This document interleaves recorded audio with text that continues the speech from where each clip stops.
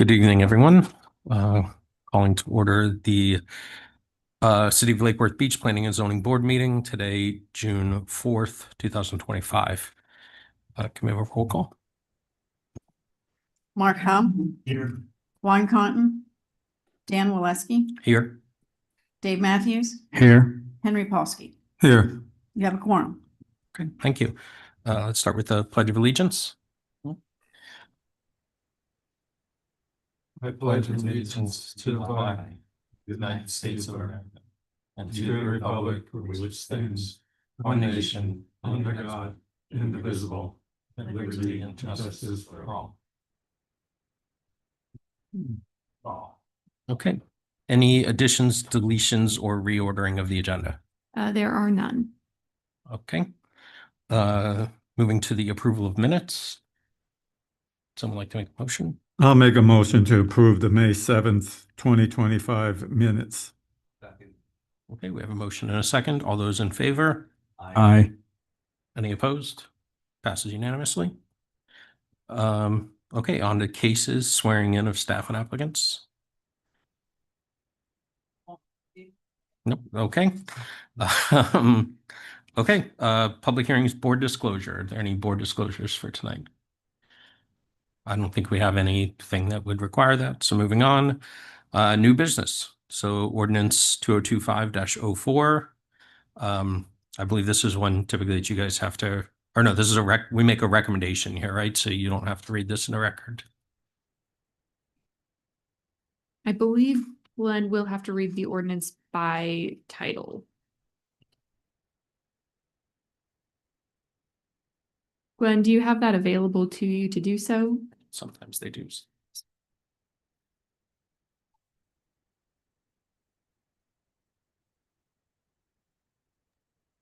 I said, if you have it and would read it, that'd be a little quicker than me pulling it up. Okay, yeah, if we're allowed to read it, I can do so. You can do so. Thank you.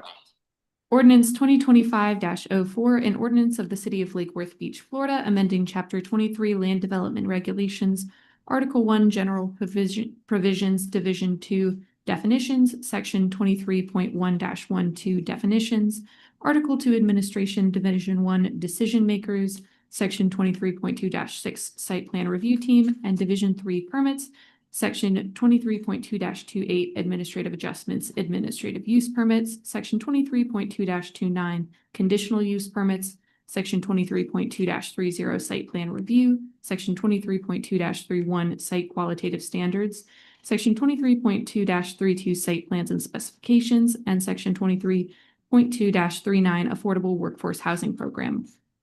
Article 3 Zoning Districts, Division 1 generally, Section 23.3-6 Use Tables, and Division 2 Residential Districts, Section 23.3-7 SFR Single Family Residential, and Division 3 Mixed Use Districts, Section 23.3-13 MUE Mixed Use East, Section 23.3-14 DT Downtown, Section 23.3-16 MUFH Mixed Use Federal Highway, Section 23.3-17 MUDH Mixed Use Dixie Highway, Section 23.3-18 MU-W Mixed Use West, Section 23.3-19 TODE Transit Oriented Development East, and Section 23.3-20 TODW Transit Oriented Development West, and Division 5 Industrial Districts, Section 23.3-23 AI Artisanal Industrial, and Division 9 Overlay Districts, Section 23.3-29 Cultural Arts District Overlay. Article 4 Development Standards, Section 23.4-4 Fences, Walls, and Gates, Section 23.4-10 Off-Street Parking, Section 23.4-13 Administrative Uses and Conditional Uses, Section 23.4-15 Cemeteries, Mausoleums, Columbariums, Section 23.4-16 Mechanical Systems, Equipment for Existing Residential Structures, Section 23.4-17 Standby Generator Permanent, and Section 23.4-25 Micro Units, and Article 5 Supplemental Regulations, Section 23.5-1 Signs, and providing for severability, conflicts, codification, and effective date. So, getting to the meat of this ordinance, As you're all aware, a couple times a year, we like to bring forward a large round of LDR amendments to address things that have come up from the commission, things that have come up from our staff as practitioners as we're going through day-to-day reviewing. So the sort of summary of everything that we're doing, just read out all of these sections that we're touching. As usual, touching lots of sections for lots of little reasons. So the big things that are happening this round, accessory use area, this is something that we had gotten feedback from, people wanting spelled out in the code what is the maximum total use area for accessory uses. So this is specifying it, giving it that 30% cap, that just giving it a place to live in the text so people are clear on that. Site plan review team. This is a section that, was established a while ago. So we are amending it to clarify who exactly is in the site plan review team. For example, it was still referencing city police. Obviously, we don't have city police anymore. Clarifying some of the applications that the team is reviewing and the meeting requirements. For use permits, this is one of the bigger sections that we're changing. We are moving the AUP regulations with the CUP regulations into one use permit section so that they're all there together, because a lot of the sections were repeating each other. So it's just more efficient to have it all in one spot. We're also reorganizing some of the subsections just so that it flows in a more logical way. And we are codifying a use permit amendment process. This is something that had come up for staff, that people would get, say, an AUP and then want to amend their business practices slightly. So rather than having to get a whole new use approval, giving them an option for an amendment for minor changes to their business. In terms of site plan reviews, again, some of this is just clarifying. We've gotten feedback from applicants that it was harder for them to tell when they would need a site plan review or what kind of site plan review they would need. So we're trying to clarify that in the text. Revising the types of development that require a minor site plan. So pushing some of those down to the site plan modification process, which is done concurrently with a building permit, and also codifying that site plan modification review. Removing some redundant language, and then removing some outdated requirements, like the requirement to have 7 physical copies. We no longer need that since we have online applications available to us. And then adding requirements in to clarify for people in the code what we need for a site plan modification. Use table, like normal, a lot of this is correcting kind of minor errors. So the neighborhood commercial district, it is correcting the residential uses that are allowed in neighborhood commercial in both the comprehensive plan and in the text of the neighborhood commercial district. Residential was allowed, but that was not reflected on the use table. So we are accurately reflecting that, correcting an error in codification that take out establishments that should have been allowed in the BAC district. So we're correcting that. Allowing medium intensity minor repair and maintenance uses in IPOC. This seemed like an appropriate use, but it was not, for whatever reason, on the use table before. So we are allowing that. Creating high and low intensity social service center uses. So allowing for the possibility in 3 zoning districts, MUDH, TODE, and TOD West, for a larger social service center to be created. And then we're also doing a correction that had come from you all, I believe in the winter round of last year, updating the language for that currently says retirement homes and facilities, updating that to reflect independent senior living. All right. This one, accessory structures with special setbacks in SFR. There is an area of the city along South Lakeside Drive abutting the intercoastal where the lots are very deep and they have a special setback of 50 feet. Many of those homes are set back much further than that. And we've run into some issues with a few people. They want to build an accessory structure, but there's not really room to do so towards the back, or it would not be accessible, or getting materials, equipment to construct it would not be feasible. So we are proposing an amended regulation to allow a singular accessory structure in front of the principal on those parcels, with the requirements that that accessory structure is no more than 1 story tall, and that accessory structure still has a minimum front setback of 75 feet. So these are meant to be creating some flexibility for people in a unique situation. Residential development in mixed use districts. So 2 things with this one. So first, we're clarifying in our mixed use districts. Previously, we had clarified it in, I believe it's mixed use east. We had clarified that provision of guiding people to that multifamily zoning district regulations when they're doing all residential development.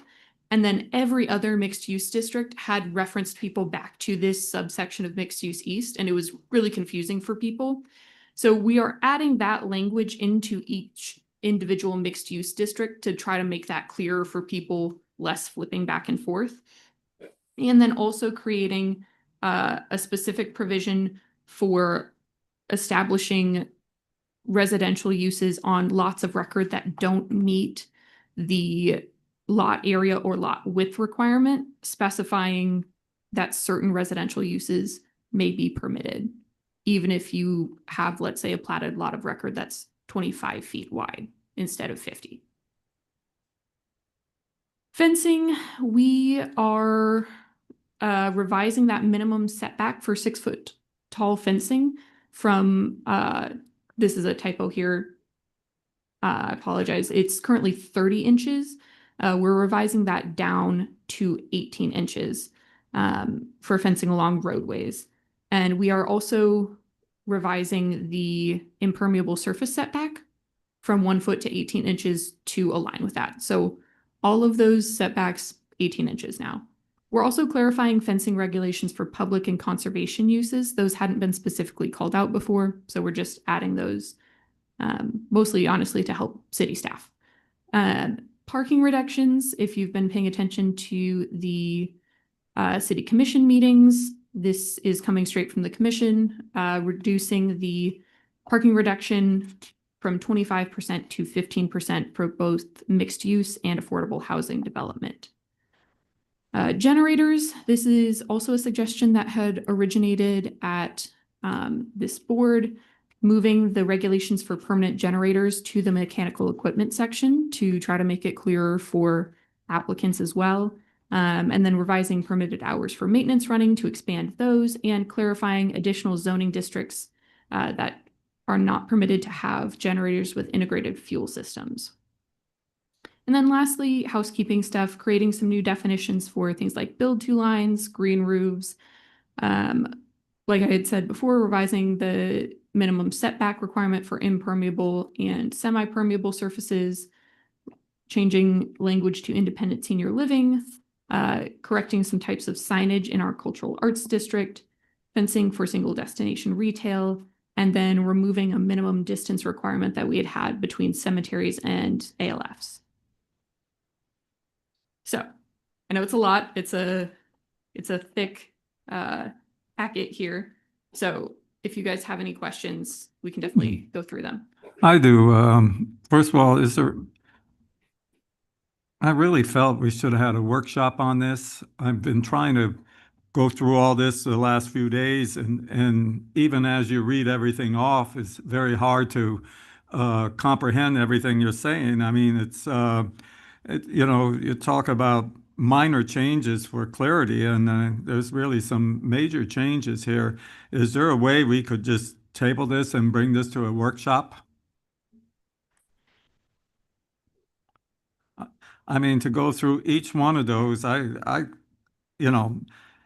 so many things that have been omitted and new things added. It's not just like a little 2 or 3 sentence section. It's sometimes it's a whole lot of stuff, and I feel as a member of, personally as a member of this planning board, that I want to be as knowledgeable as possible and understand everything.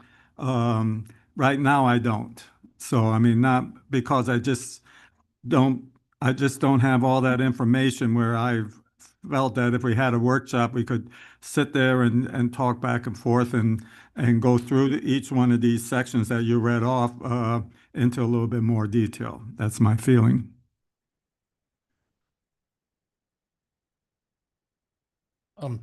There is a lot to take in with these, and these do come about, and it does tend to be kind of difficult to see which text is being added, especially when things are being moved between sections. It looks like whole pieces are being added. One thing that was difficult for me to follow, and I'm not sure I'm even 100%, is there are areas where something has been removed and moved to another section, but it hasn't been moved to the other section verbatim. And that's not as easy to distinguish when you cross off and say we're removing this and adding this. It's easy, but if the removal is somewhere further, like for instance, the conditions which require site plan approval, there were 5 conditions. They've now been moved to another section, but they're not written the same way. And I think there's actually language missing where once you delete everything from there, there's something missing. Like as it's presented to us, it does not read correctly. And it's probably just a typo or there's some, and I know that happens. You're cutting and pasting everything around there, but it doesn't read clearly to me. It basically says site plan approval and then it lists the conditions. But under the other section where it was removed, it said you must meet one or more of these conditions. And that sentence, I'm paraphrasing, but that sentence was kind of removed. And then those 5 sentences, I think, were kind of redefined a little bit. It does make it just a little bit harder to digest. And I was on the battle drive for the county, so I kind of have more experience going through this. I was on that for 7 years, so I feel like I have some comments that I want to go through, but I guess the rest of the board, do you all feel like you've been able to review this and can discuss it and comment on it? How hard is it to have a workshop? I mean, part of it is all of us attend. I mean, it's all of our schedules as well. And Can I just ask a question of the board? Is this a matter of needing more time to review it, or is this a matter of going exhibit by exhibit, like through a workshop? right, because the format of a workshop is essentially a meeting, but we can't vote. And so we could have if we don't have enough time to go through this now, or if we need more clarification, we can discuss with the board and schedule, table this to another meeting. But having a workshop is, to me, if we're going to take the time to go through the whole thing, I would like to vote at the end of that to approve or deny, and that. So if we were going to do it, it would be a special meeting to go over it. And I'm not sure. Yeah, I know with the county, they literally go through every single change, every line item, and it is tedious and I wouldn't recommend doing that, but they do take that time to go through every single line item within those meetings. I mean, I can go through, because regardless, I'd like to go through my comments with the staff so that if we do not vote on it tonight, that they at least can start taking a look. And maybe I'm wrong on some of these things, but Well, I liked your idea of not having the workshop, but if we need to, we table it to the next meeting after we go through everything. yeah, I do think things like this, it is always good to take the extra time if necessary to make sure that it's done right. You don't want to have to be going back and forth and making changes and then having to come back and edit them. Part of the good thing, I think, is that if between now and when this goes to the commission for approval, if there were issues, staff would be able to, you could present something to the commission that is not exactly what we recommend because you're allowed to make changes. So we can have kind of some general stuff. Do you have a timeline of when you're trying? Is there a specific thing on your calendar where you're trying to get this approved by a certain date? Do we cause a problem with a delay? I think there's maybe 1 or 2 things that, people are hoping that changes will go through to impact projects. But I think in most of those cases, if a couple of those people have code cases or whatever, those code cases have been put in a, I can't think of the word that they use, but basically kind of like a Deferred resolved status. pending, Yeah. resolved pending, this impending change. So we are taking, our plan is to take this to the historic board next week. Obviously we'll let them know if you guys are tabling it in case they want to follow suit, if they also want more time. If we had gone through both board meetings this week and next week, and kind of sailed through, we would have taken this to the July City Commission, but it's not a hard and fast that we need to get it to the July Commission. No, and as Annie pointed out, some of these are project related or code related. So I think in the case of code compliance, from a timeline perspective, we could probably work with code to, address that as a resolved. It wouldn't be a complied situation, but a resolved, which I think most of these are already in. That's the status, but those require some extensions. So, some of these code cases are heading to magistrate. So we're trying to, from a timeline perspective, address that. But I think if the board wishes to postpone this or table it to another meeting, honestly, I think we were discussing earlier, we have very limited days in July for that. Yeah, I think it sounds like, so the week of July 4th, we had discussed at the last meeting, not going to work for quorum purposes, not surprising to anyone. HRPB already needs to have 2 meetings in July. So the 9th and the 16th are out. The 23rd was our next thought, but more quorum issues have arisen for that date. Not everyone's available. So we were moving towards just canceling July and going to August 6th, I believe, would be the next one, which would provide, definitely plenty of time to review it. And, Here's we my, had talked yeah, about you could. I send agree in with you questions. that would give us more time. Even during the week, maybe I have more time because I'm retired, but I like reading what is being omitted and then compare to what's new. It's just the way I have always worked in my life. By doing that, for the next meeting and beyond, I want to know then I can be a better planning board member by being more aware of this. And at the same time, I can, as I'm going through what was omitted and what you've added, I can then mark down some questions.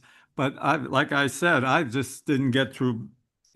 I got through some and then I just started skimming because I know I ran out of time. So I just would, whatever you want to call it, table it or wait or so forth would be better from my point of view. And we could also, we had talked about earlier at the beginning of this year, I think kind of those, office hours, if you guys want to schedule individual meetings, Elizabeth's always maintained that that's fine. You'll just disclose those that you ask some questions to staff. That's also, an option in that. Personally, I'd be happy to period. do that too, of Mhm. course. That's an option. I know you've offered that, yes. Yes, that's an option that we would definitely consider. Mhm. Okay, then I think we're leaning towards tabling this to give some more time. I guess my question then is staff, would you rather that, we go through all of it at that time, or do you want to hear my comments now? I don't want to waste your time if you'd rather just do it. Yeah, we could I'll- go through them now, I'll go- with that. I'll go as fast as I can through them just so that you have them. So, there's some comments in here on green roofing. That's kind of a new thing that I endorse, and I like that you're giving some credit, you're giving some benefit to it. But it didn't seem entirely clear to me, and maybe I missed that part of the section where it says a green roof may count either as semi-permeable or a qualifying sustainable feature, but I didn't see where it was defined that what the threshold was for whether or not it gets counted as semi-permeable or whether you only count it as a qualifying sustainable feature. And so that's just one thing too. Yeah, If it's in there, maybe I missed it, but I think that was really intended to just be that you can't double dip it for both. Like you have to pick if you're going to use it for SBIP or semi-permeable. Not that there was, because like there are different types of green roofs, obviously. So it wasn't intended to be a threshold of this type of green roof is semi-permeable versus SBIP. It was more of Right. a not But- double dipping. but I don't think that in all like, because you've got the three different things, Mhm. there is, I don't think that just doing kind of the minimal and then coming in and saying, okay, this entire garage is now considered semi-permeable because we did this. And like, I don't think it's their option to say, I want it all counted as semi-permeable, because you do have Yeah. definitions established under this code of what semi-permeable is. Mhm. And that doesn't directly calculate, like you can't say 50% based on the soil, because even after it percolates through on a roof, it goes into a roof drain. Ultimately, I would love for you guys to look at cisterns and water catchments in a similar way, because a lot of the intent of permeability is to reduce runoff into the street. Mhm. And that runoff basically goes into the lagoon and pollution. And, everybody knows our runoff goes right into the Lake Worth Lagoon. So things that delay and are used for irrigation or used for those sort of purposes have the same effect of delaying uh, the discharge so that it filters through the soil instead of going into the estuary. So, but I think that needs to be defined a little bit better. The there's a few, I just lost my screen here. There's a few points where you talk about impermeable surfaces or semi-permeable surfaces in relation to property lines. This has come before us before, and we made a recommendation which exists in some parts of the code, but I think you need to be consistent. When you're talking about side, you need to exclude any side access that is used for parking. And that's not done consistently throughout the language here. There is someplace, so in effectively, if somebody's putting in semi-pervious pavers for parking, and that parking is coming, they're a corner lot, so the parking comes from the side, that 18-inch limitation wouldn't apply to the side setback that's being accessed. So just that it does exist in one part of the code, it doesn't exist in the parts that we're adding here. And that is, Mhm. yeah, I'm not sure where exactly. There's a few places where that exists. So you just have to go through and look at that 18-inch for your impermeable where you're saying that that's a requirement. Mhm.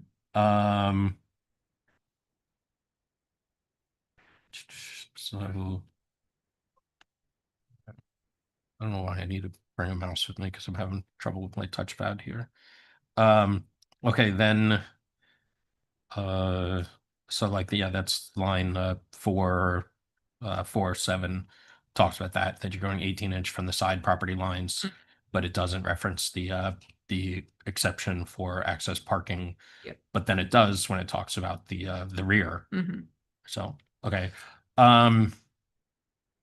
So this is kind of for better for worse, everybody, is that a large thing here is the sheds.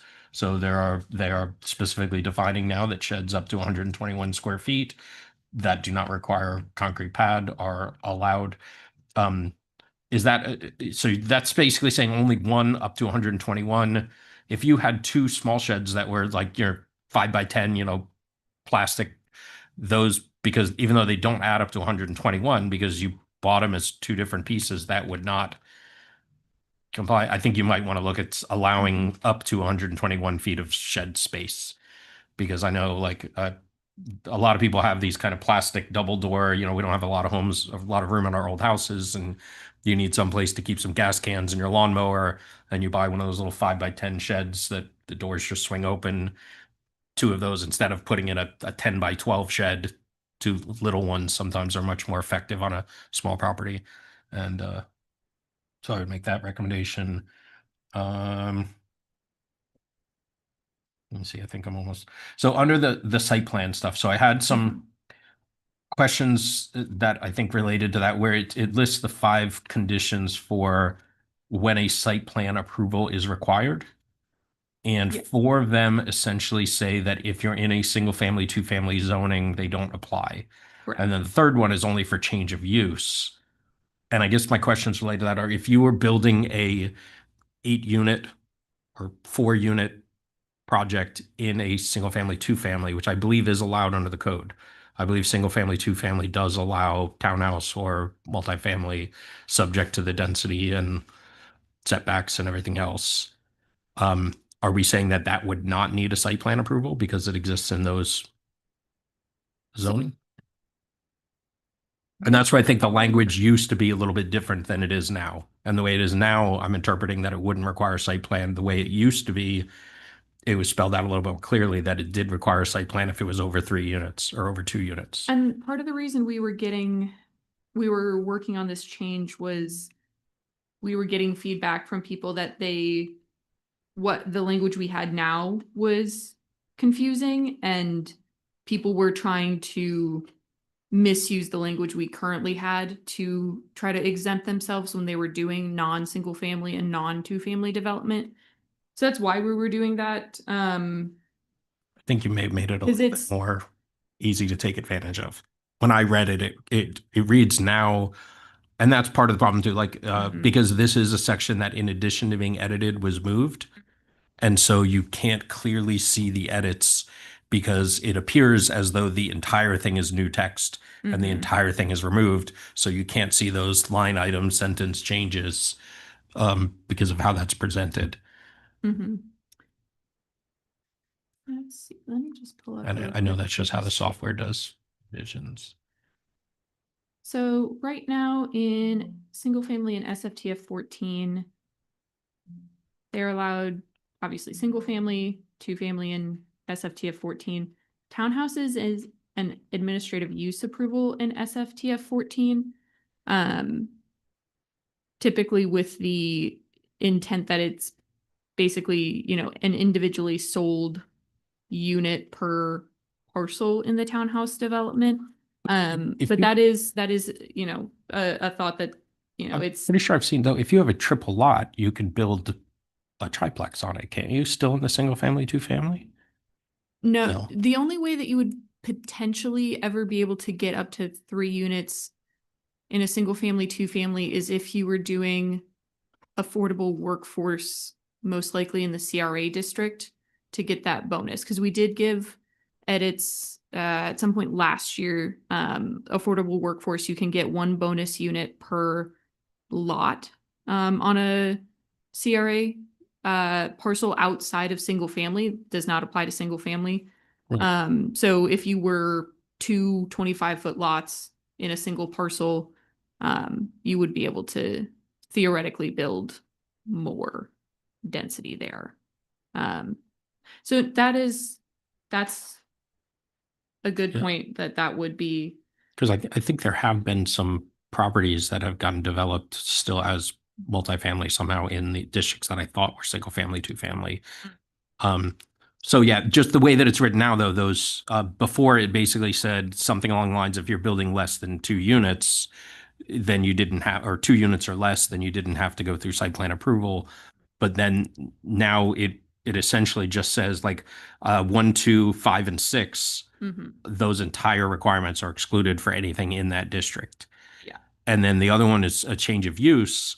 And I was a little bit concerned with that language as well, how that's written, because going from vacant to single family is technically a change of use, right? I don't know that would require a change of use and occupancy from the building official. I think But that's really where what that language is intended to lead people to, like you're doing a change of use and occupancy.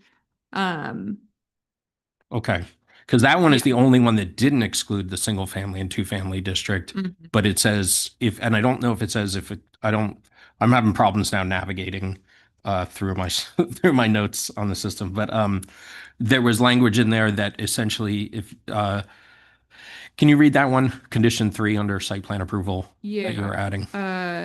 Occupancy of an existing structure where a change of use and occupancy requires additional parking. That's the new language that's being proposed? Mm-hmm. Okay. And that's almost identical to what was there previously. It's really just cutting some text.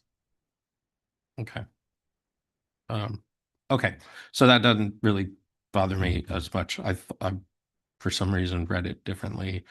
All right. So I think I'm just about done. There was, there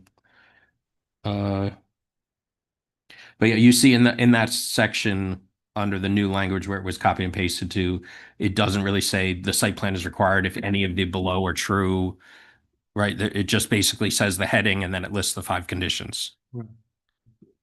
And that Mhm. language previously, there was language in there that said if any of the if one or more of the following conditions is true. So I think you're just missing a sentence there that didn't get copy and pasted over. But as it reads right now, that does there's something missing. Mhm.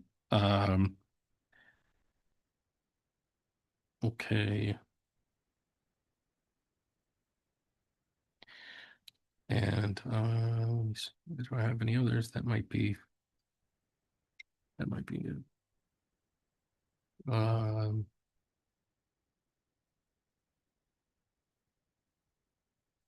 on the setback, the 75-foot setback for accessory structures. Yes. How does that, if at all, relate to accessory dwelling units?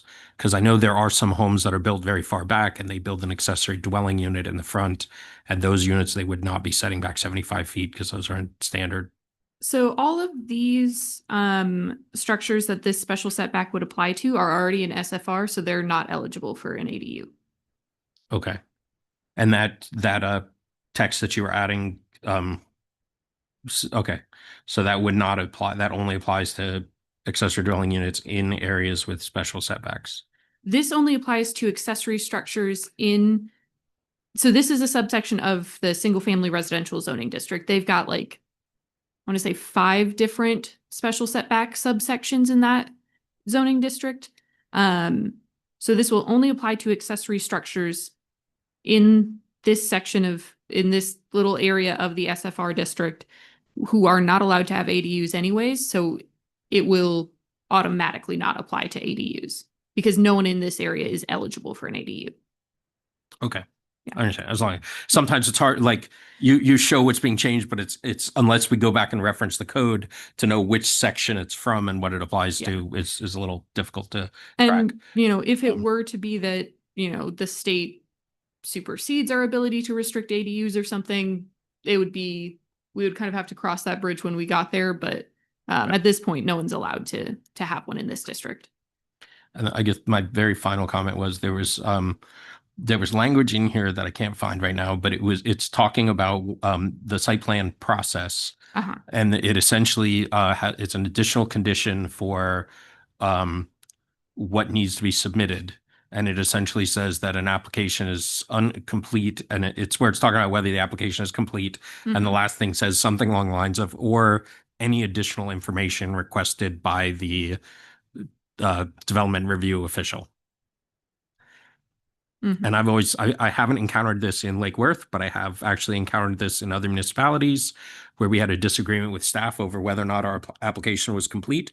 And we were saying, schedule us for a hearing. We want to go before the board. And they were basically just saying, no, we're never going to put you in front of the board because we determine your application is not complete. So we're not going to do that. And putting something, and I don't envision that necessarily happening here. But again, I have had that experience in a different municipality where we had to get around them to resolve it. But that's just a little concerning to say, or any information at all that the TRO wants must be provided before the application is complete. And so essentially, everybody, you make an application and staff and you may disagree. And in that case, it goes to the relevant board and the board, oversees it. If your application is incomplete, if you're missing one of the required items, they don't even send it to the board. But leaving it ambiguous that says, or anything else that they want, if they're saying, hey, I need a copy of your, whatever, and you're saying it's not a requirement.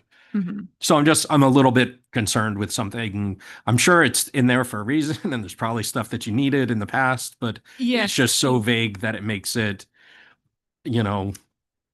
And No, there's- I see the concern. It's meant to be like we get Lake Worth Beach always gets unique projects. And so there are situations where it's like, at some point it gets tedious to list everything that someone might need that is unique to their project that another project doesn't need.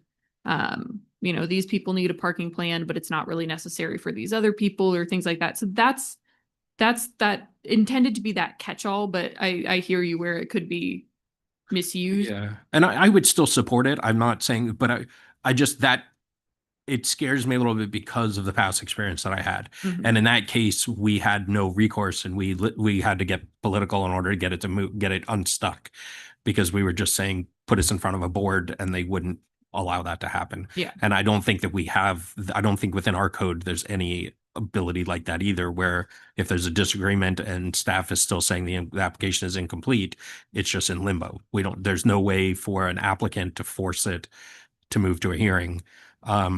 There might be at this point, I'd have to review it again, but Yeah. state statute, they've changed it again this year about timelines and stuff for development reviews. And what you have to give someone if you are determining it incomplete and things like that. Oh. There may be, I'd have to review again if they've added some sort of ability to force it in Yeah. there, but Again, I've never had that issue with lake work, and I don't necessarily have a problem, but it was one of those things that brought back some trauma. Okay, that's all that I had. So I guess we need, if no one else has any comments, we do need a motion to table this. And we would, I believe, table it to the next scheduled meeting, which is going to be August. And do we know the date of that? August 6th. I'll make a motion to table this to the next meeting, which is now scheduled for August 6th. Second. Okay, we have a motion, a second. All those in favor? Aye. Okay, approved unanimously. Okay, training. Stuff. let me. Yeah, I do make the recommendation that Glenn, prefer to take share advantage of those office hours. or on our They end, are just helpful though, if you go there. for clicking purposes. You understand my point? Good evening. Hello. 100%. So I know that you don't have a full house tonight, so I don't know if you'd like me to run through this quickly now and then have Elizabeth go over it again at your August meeting, or if you want me to spend a little more time on it now.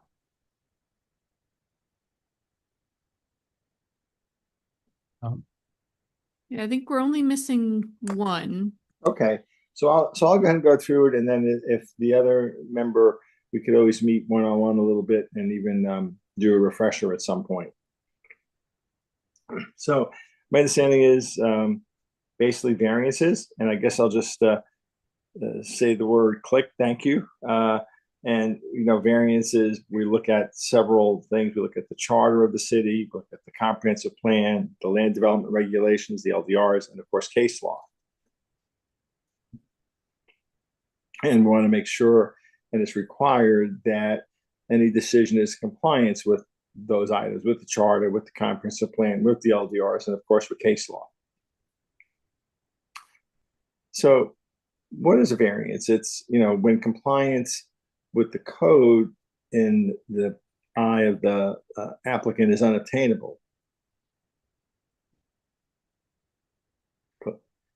And it's section 23.2-26 of the LDRs makes it clear that variances are limited in what can be considered for a variance. So it's only authorized for height, area, size of structure or size of yards, parking requirements, and other area requirements in open spaces. Specifically, the establishment or expansion of a use or density that's otherwise prohibited or not permitted is not allowed by variance. So you can't grant a variance if someone has a specific use and they want to go ahead and expand that use, or they want to establish a new use, or they want to variance for density. That's not allowable. And of course, it's got to be consistent with the charter. It can only be granted by the appropriate board. And the power to grant a variance is always limited by documentation that all the required findings are made. And you'll see there are a few requirements as to what kind of findings you have to make. Okay. So some of these required findings are that there are special circumstances or some conditions that exist which are peculiar to the land or the building for which the variance is sought. So it's got to be specific, peculiar to this particular land or this particular building, and it does not apply generally to nearby lands and buildings. And it's also not the result of action of the applicant.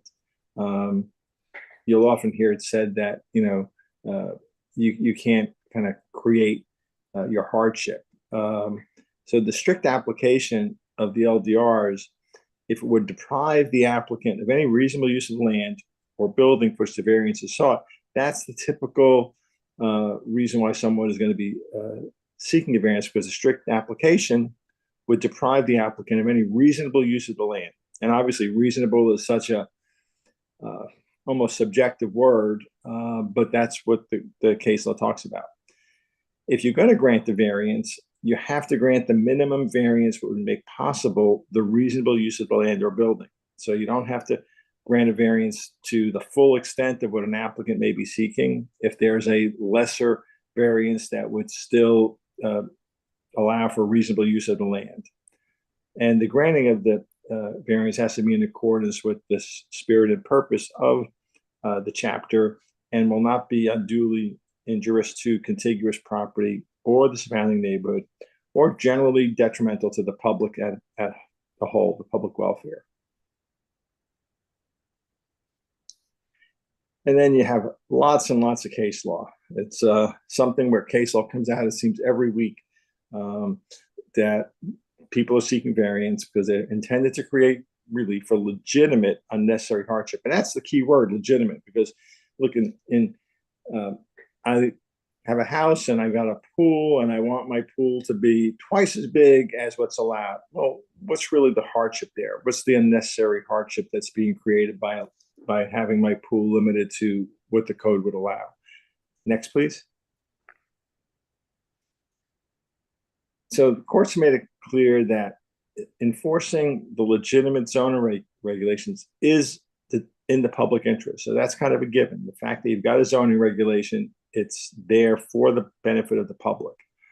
And the variance is supposed to relieve, again, that word unique, hardship that would otherwise make a zoning ordinance arbitrary, oppressive, or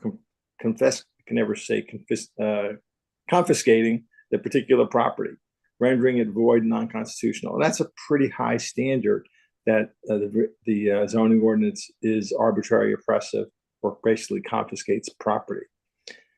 So what are the requirements to grant a variance or prerequisites? Again, those same words: presence of an exceptional and unique hardship. The hardship cannot be self-created.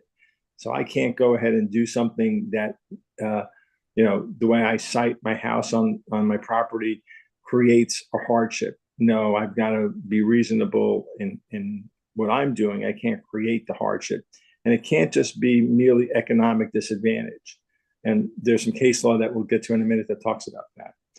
And even if the neighbors agree, oh, you can do that, you can encroach on my setback, or you can build a bigger building, that's not a sound basis to allow a variance. So the unique hardship must not be applicable to others in that same zoning classification. Basically, where property is virtually unusable or incapable of yielding a reasonable return when used pursuant to the applicable zoning regulations. So self-created hardship would be something like building different than the approved plans, failure to obtain a permit. Obviously, you're creating that hardship by not obtaining the permit yourself, overbuilding on a lot, which makes compliance with the LDRs impossible. Those kind of hardships are self-created and are not a basis for granting a variance. Deprivation of rights commonly enjoyed by others in the same zoning classification is not found when the hardship is economic or reduction in the desired outcome. Back to the pool enclosure or development, smaller than required. So my neighbor's got a 500 square foot pool and I can only get 400 square feet on mine. And that's going to affect the value of my property, or it's going to make it harder for me to swim the number of laps I want to swim. That's not the kind of hardship that's going to be usually enough to grant a variance.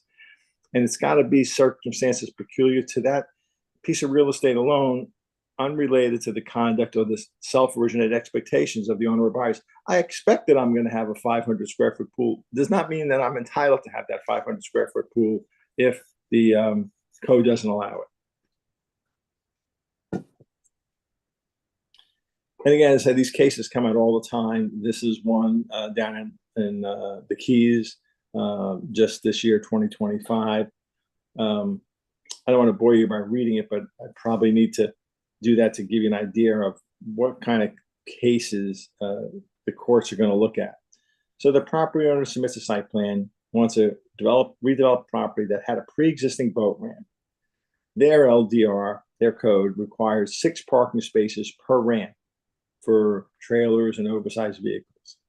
And the development order said the boat ramp is not permitted for use by guests, and boat trailer parking is not permitted on site, as no area was approved for trailer parking or storage.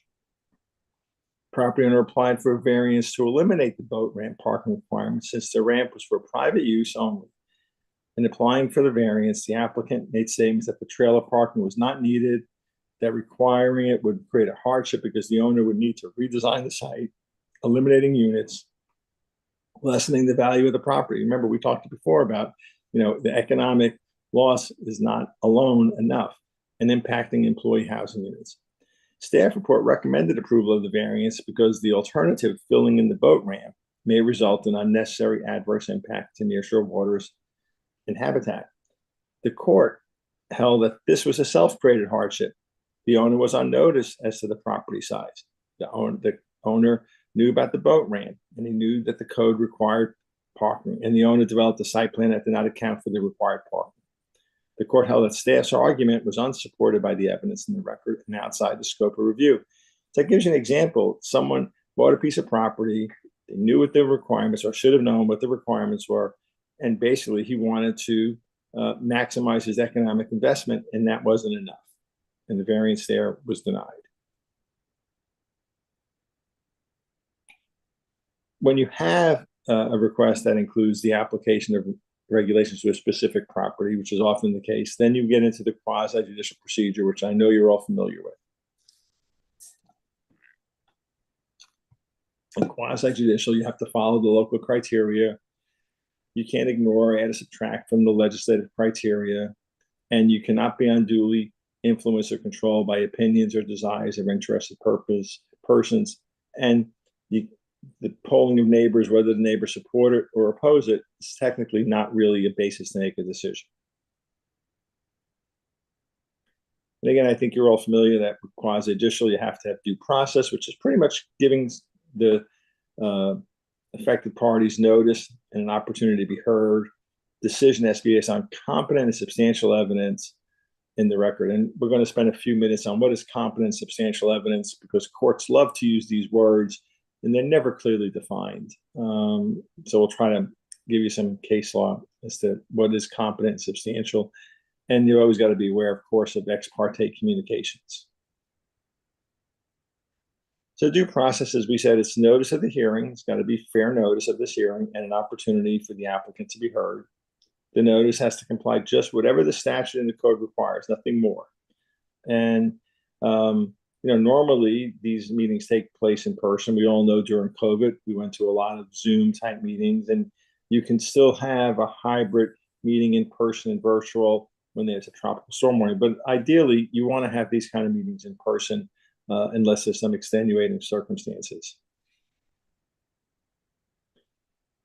So, and again, these definitions of competent substantial evidence to me make your head spin.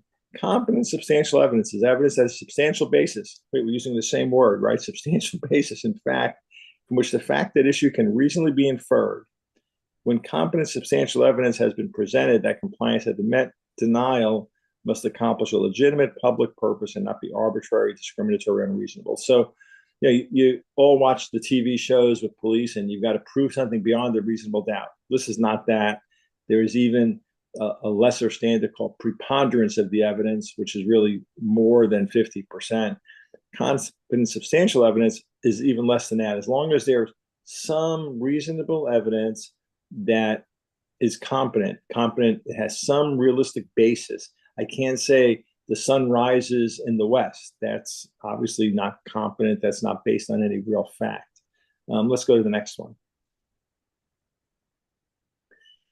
And again, the court rules that the decision has to be based on this competent substantial evidence supporting the town or agency's conclusion. Not a fairly debatable standard. So fairly debatable is Well, we can argue all day long, two sides of a coin. It's got to be more than that. It's got to be a little bit more. It's got to be something that's somewhat substantial, not just we can debate it all day long. And again, back to due process. And whether someone else got a variance is really not a factor. Each case is unique to itself. Each fact pattern is unique to itself, and you have to consider each case on its own facts. And if you look at the small print here, this is a case, Consolidated Edison Company. If you're from the Northeast, you know that's Con Ed, versus the NLRB, which is the National Labor Relations Board. And this is a U.S. Supreme Court case from 1938. So this whole concept of competent substantial evidence has been going on for 100 years. And it's more than a mere scintilla. There's got to be a little more. I mean, such relevant evidence as a reasonable mind might accept as adequate to support a conclusion. Back to, it's got to be relevant. It's got to be related to the facts of the case. And there's got to be enough there that a reasonable person can say, okay, that makes sense. That's a reasonable conclusion to draw from those facts. As I said before, substantial evidence is not as stringent as preponderance of the evidence, which is more than 51%. It requires courts to take a harder look than under this really low standard called arbitrary and capricious, which I just threw something up against the wall and made a decision. And again, more court cases. You see the one on the right is a Wellington case from 2005. Aesthetic objections coupled with evidence of an adverse impact on property values or safety concerns can constitute substantial evidence. This whole concept of aesthetics has also been around probably about 40 years. I remember being in law school, and the first cases dealt with McDonald's in Southampton, actually, as to the Golden Arches aesthetically was not pleasing to the folks in the Hamptons. And would that be the kind of evidence that is sufficient to grant a variance? And that's one of the first cases that allowed aesthetic considerations to be a factor that a board's allowed to consider in deciding whether variance should be granted or not. And again, you can read all of these. They're all talking about the same thing. The court credits testimony from residents with decreased property values, especially in light of the highly residential, underutilized nature of Palm Beach Shores. And we all know Palm Beach Shores is, the town right over the Riviera Beach Bridge. And so you can have evidence that this antennas would impact the aesthetics of the situation.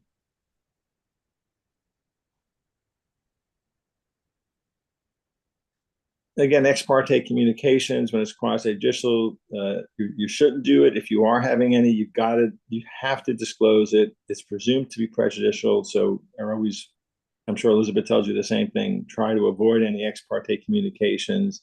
Don't do site visits. Don't, take any action outside of the four walls of the hearing that you're conducting. And if you do, you have to disclose it. The LDRs are pretty specific. They talk about you have to disclose it if you reasonably believe that there's a demonstrated bias or prejudice for or against any party in the hearing. You have any direct or indirect monetary interest in the outcome of the hearing, including campaign contributions. Whether there's any prejudgment issues prior to hearing the facts, or any personal ex parte communications or personal investigations, including conversation with city staff. So you've got to disclose those conversations. And again, if the answer is yes, and again, I'm sure you all heard Elizabeth read this, so you have to state on the record that you can still serve as an impartial hearing officer, or not just state it, you have to really believe it and really be able to serve as an impartial hearing officer and make a decision based on the facts in the record. And that's it. And the thank you is really to Elizabeth, who put this great presentation together. And she'll be back at your next meeting.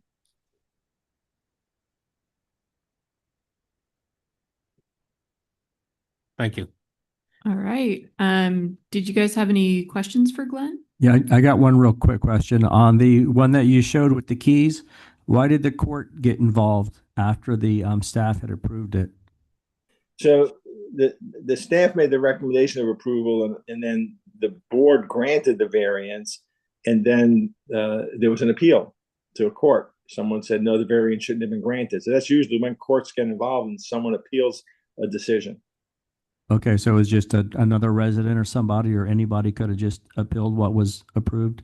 Yeah, I've got to go back and look at that case. Who was the person that appealed? But someone did appeal.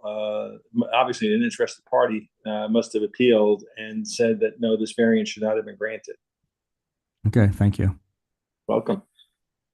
Glenn, I got a couple of questions for you, and I'm not gonna. There's 4 variances that I can think of that we as a board have approved, and we came about them through some different ways, and I don't want to kind of do anything improper here, but can I kind of ask you, about those and see if we, in your opinion, we kind of like do at least if you understand our reasoning and if we're thinking about things in a weird way. I don't know specific names, but I can talk about them in kind of general terms of what we did. Well, I would generally say I'm sure you did it correctly, because if not, I'm sure I would have heard about it. I'm sure Elizabeth would have said something about it.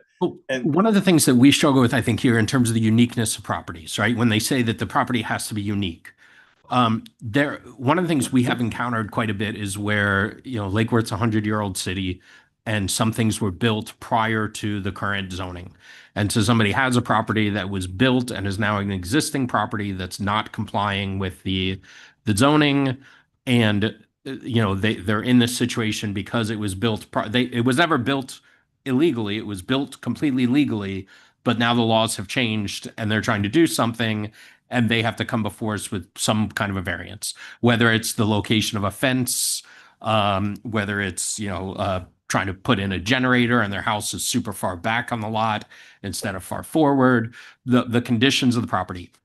Those are not necessarily unique, because there's a lot of properties that have been made non-compliant through zoning changes over the years. But to us, it still feels unique because that particular property was built in 1936 and they made this decision. And maybe there's 20 of them around the city, but we don't have any. Is just having how vigilant do we need to be to express that it is unique? Well, I think we got to, in your own mind, I think you got to make the determination that for some reason this particular property, and I understand that it may be other properties like this, but this particular property is somehow unique for this particular need, this particular variant. So again, to me, variances are almost a gut check, and which a lawyer should never say, right? It's supposed to be based on those criteria, but a lot of it is, does it feel like this person didn't create this hardship and really needs this variance so they can enjoy the reasonable benefit of their property? And if you strictly apply the code, you're going to be negatively impacting them and preventing them from enjoying their property. And it's such a subjective standard. And if is there competent substantial evidence? Well, you're that jury, you're that judge and jury that are deciding is that competent evidence, whatever evidence they presented to you, why their setback needs to happen or why this change needs to be made. So I know it's kind of a general answer, but until you get into each case, that's pretty much the way you got to look at this. Okay.